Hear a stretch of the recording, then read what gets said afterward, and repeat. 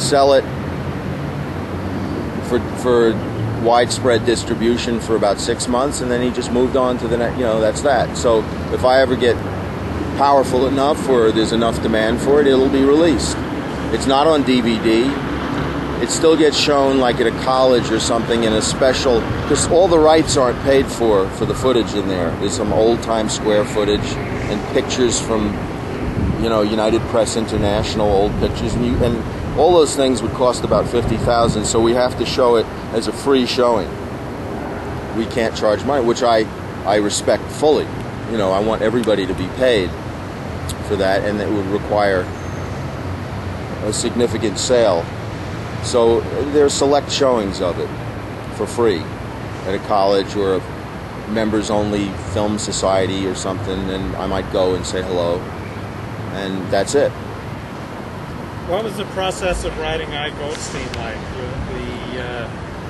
I had to turn myself into Al Goldstein for a year.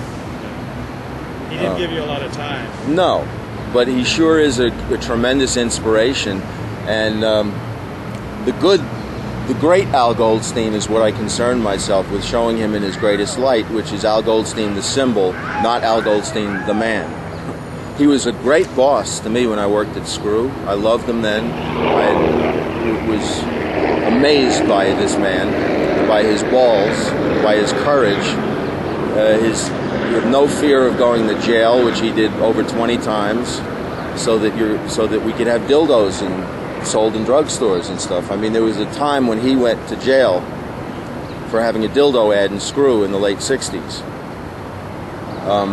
There are a lot of precedents, I think, that really did come about from Al Goldstein for the betterment of everybody in the world of sex, which is a big world. And he was an extraordinarily brave, ballsy, insane guy. And he just lost his marbles. How was the reception of the book? Well, the New York Times gave it a 2-page spread. That was our best exposure. It went into paperback, into soft cover, and I think the reason that people were afraid to go for the movie the way they did for the Flint movie is because he's still alive, and nobody wants to work with him or have him involved. And very prophetically, he once said many, many years ago, "I'll never be invited to the premiere of my own movie." And when that does happen someday, if the Al Goldstein movie is made, which is 10 times, he did 10 times more than Larry Flint. There wouldn't be a Larry Flint without Al Goldstein. When that movie gets made, in fact, he will not be around because they won't make it while he's around. Is he still alive? Yes, he is. What's he doing these days? He lives in a hovel somewhere in Queens on Social Security, and just exists. Does he still have his marbles?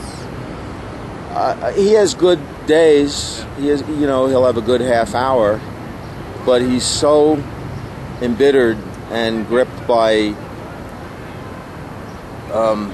just bitterness and regret and all that he's lost, and his son doesn't talk to him, and his 5 ex-wives, and losing his whole empire, that he's so continually obsessed with that, it's like a broken record.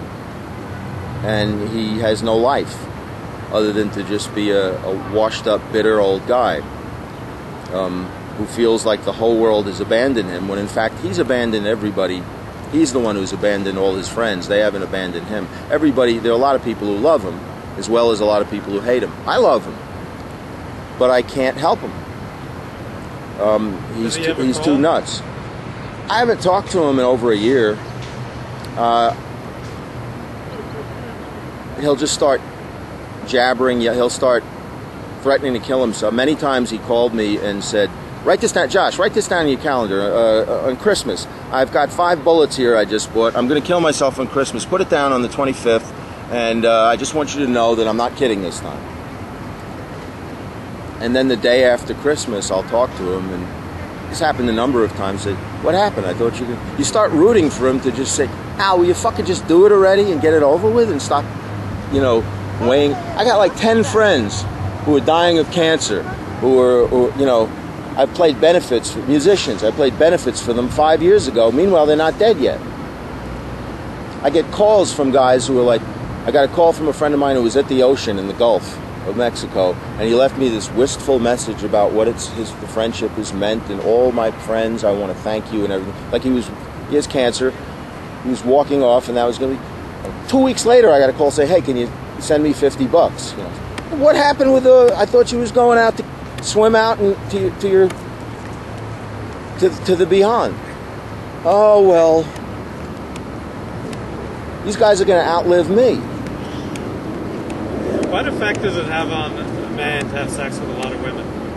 A very good effect, probably. Nothing but superb effect. It's very good for the ego and very good for the spirit.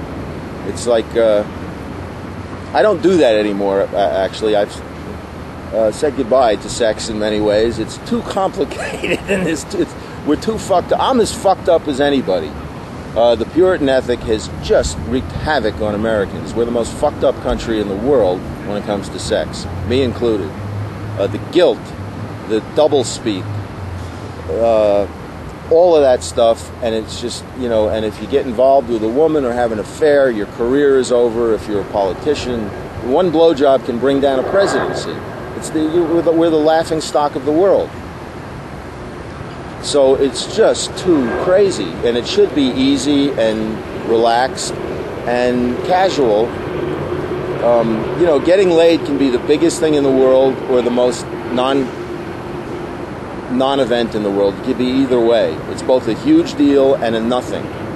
But the fact that you can't have a sex life, including me, outside of your marriage, because people are looking at me and reporting, you know, and if I were to be seen with another woman, you know, somebody gossips into, you know, on Facebook, or my wife will hear about it, and, you know, and I worship my wife, but